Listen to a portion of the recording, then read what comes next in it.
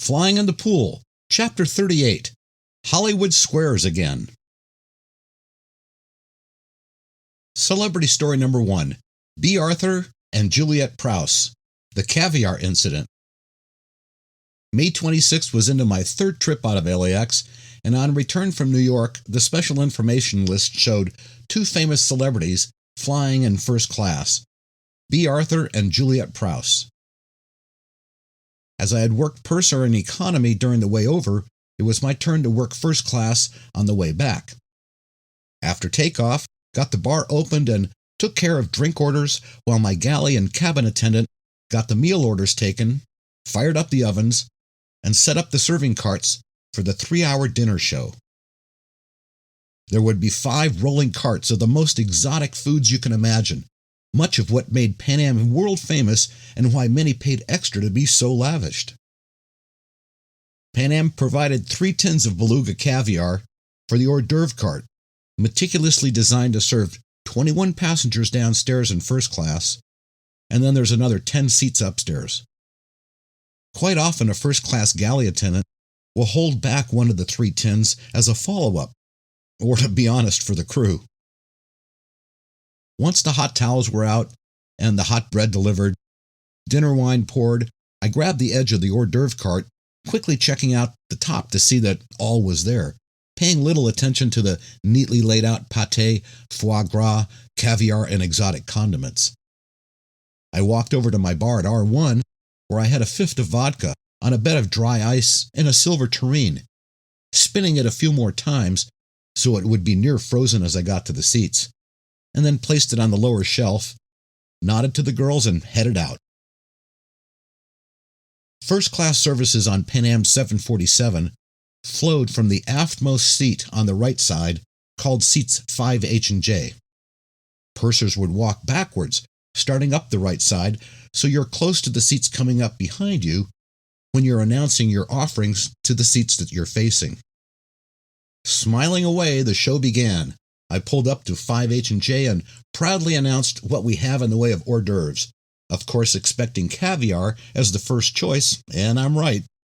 As I'm plating up a neat portion of the chopped up egg yolks, egg whites, onions, sour cream around toast points, and a dollop of caviar, I'm smiling at the 2 passengers in the show seats, 5E and F, who haven't missed a move I've made so far. In the back of my mind, I'm quickly calculating how large the portions of caviar should be so I can make it all the way around the 21 seats. I love to top off the serving of hors d'oeuvres with a shot glass of near-frozen vodka, which of course gets a lot of audible oohs and ahs. Next, I take care of the 2 passengers in the 2 show seats who have been anxiously waiting their turn, and you can't help but feel the eyes of others peering over their shoulder to see what all the fuss is about. Getting into showy mode, and knowing I've got these 2 famous Hollywood celebrities coming up, I'm standing a bit taller, puffing my chest out and other guy stuff.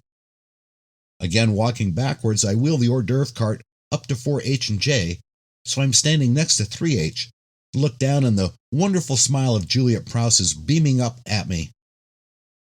I wave my hand over the myriad of offerings on the hors d'oeuvre cart, and toning with my eyes to the passenger on the window, letting him know that they're up next. Several choices are requested, so I plate up an attractive collection of hors d'oeuvres, all centered around the serving of Russian caviar in the center, set it down at the front of 4J, and smiling I stood up and nod to B. Arthur and 4H, who's up next. As I stand fully upright, I again can make eye contact with Ms. Prowse. With my eyes locked on Juliet's eyes, I start, "Miss Arthur, what can I serve you?" waving my hand like I'm a game show host. Without even looking up at me, B reaches up and grabs all 3 tins of the Pan Am logoed beluga caviar off the top of my cart, puts them on her tray table and covers them with her hands, looks up at me and her horsey voice says, "This is all I need. I don't want anything else, thank you," and nods me away.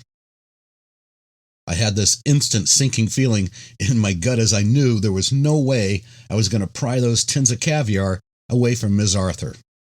My forlorn look as I glanced up to those sitting in the 5 and 4A and B seats, watching it all, was mirrored in their faces. As I slowly pull up to 3H&J, head down, wind out of my sails, I give a limited wave over the hors d'oeuvre cart, as now there are all these attention-getting condiments on top of this attention-getting silver tureen, and no caviar to go with it all. Miss Prowse looks up at me with a sympathetic smile and says, "I heard," as she points to the pâté.